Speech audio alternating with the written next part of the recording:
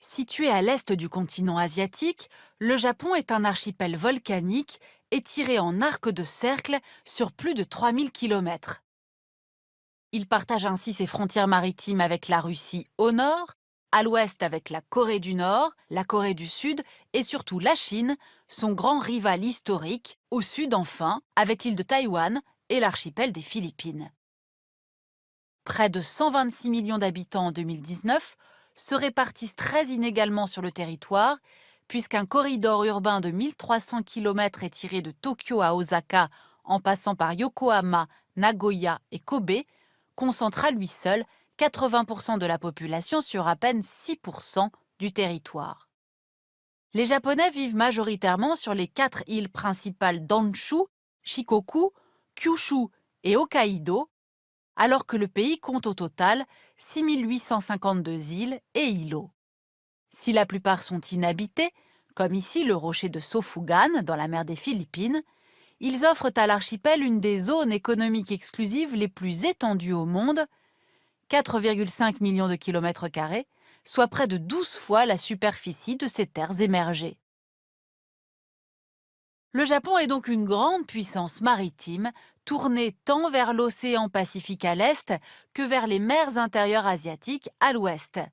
Mer d'Okhotsk au nord, mer du Japon à l'ouest, mer de Chine orientale au sud-ouest et mer des Philippines au sud. Alors que les perspectives nationales sont plutôt sombres, la dette publique ne cesse d'augmenter pour atteindre 240% du PIB en 2019 et son remboursement pèsera lourdement sur les générations futures. En effet, la population japonaise est la plus âgée au monde et le pays perd chaque année entre 200 et 300 000 habitants. Les Japonais étaient 127 millions en 2013, mais ils ne seront plus que 96 millions en 2110, voire moins de 43 millions selon les projections les plus pessimistes. Alors notre focus nous emmène aujourd'hui au Japon, où le gouvernement vient d'annoncer une réforme des retraites radicale pour lutter contre la pénurie de main-d'œuvre. Travailler jusqu'à 71, 75 ou même 80 ans, ce sera désormais possible. Chose surprenante, la réforme est plutôt bien accueillie sur place. Reportage de notre correspondant à Tokyo, Constantin Simon. Les lumières de Tokyo, il n'en profite que depuis son taxi. C'est l'un de ces 50 000 hommes de l'ombre qui sillonnent la plus grande mégalopole du monde. Il y a du monde même à cette heure-ci. À l'âge de prendre sa retraite, Katsuyoshi Sudo est devenu taxi. Il a aujourd'hui 78 ans et travaille 14 heures d'affilée, un jour sur deux. Comme on dit, les cerveaux des paresseux sont possédés par le diable.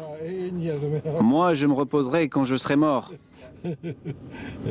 Ce sera des vacances éternelles. Comme beaucoup de Japonais, il considère le travail comme la valeur absolue.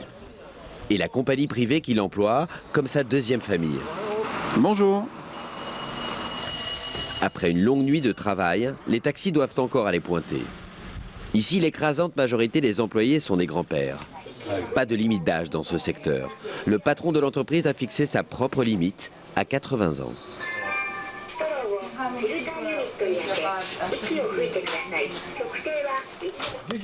Ça va, toi? Pas terrible. Allez, courage.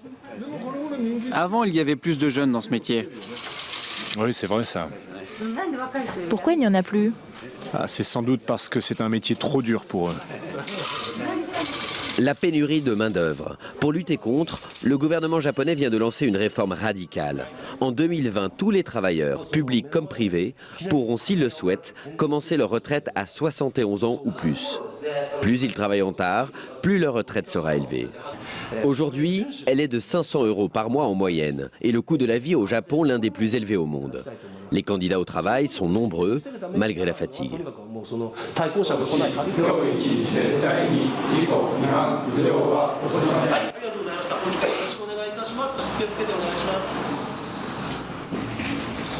Au Japon, un quart de la population a plus de 65 ans. C'est le pays le plus vieillissant au monde. Une réalité particulièrement visible dans certains villages de la région de Fukushima. Ici, les familles ont fui la radioactivité et beaucoup de retraités décident de reprendre le tablier. Cet ancien employé municipal a ouvert ce restaurant. Son but, redonner vie à son village déserté, renforcer l'esprit de communauté. Succès immédiat. Nous, les personnes âgées, nous aimons cette cuisine traditionnelle. Ce n'est pas de la nourriture industrielle comme dans les chaînes de restaurants. Bien sûr que c'est fatigant, mais entendre les compliments de mes clients et voir leur sourire, ça efface toute la fatigue que je ressens. Voilà, bon appétit. J'ai 70 ans, mais je me sens encore jeune. Je crois que le projet du gouvernement, c'est très bien. Il faut que les gens travaillent après 70 ans. Nous sommes en bien meilleure santé que les générations passées. Tant que mon corps sera en forme, je veux continuer à travailler. Merci infiniment. Merci à vous, revenez nous voir. Une société heureuse où toutes les générations seraient actives. À Tokyo, c'est le projet défendu par le Premier ministre Shinzo Abe pour faire face à la crise des retraites. Cet économiste a écrit un livre sur le travail des seniors. C'est l'un des grands défenseurs de la réforme. Avec notre système de retraite actuel, ce sont les jeunes qui financent les retraites et les personnes âgées qui en bénéficient. Mais le vieillissement de la population crée un énorme problème. Pour résoudre ce problème du déficit des retraites, il faut augmenter le nombre de personnes qui travaillent et cotisent. C'est pourquoi il est vital d'y inclure des travailleurs plus âgés. C'est la seule solution. Il n'y a pas d'autre solution? Pas beaucoup d'autres solutions, je le crains. Fatalisme ou pragmatisme, la majorité des Japonais soutiennent la réforme. Même le plus grand syndicat du pays.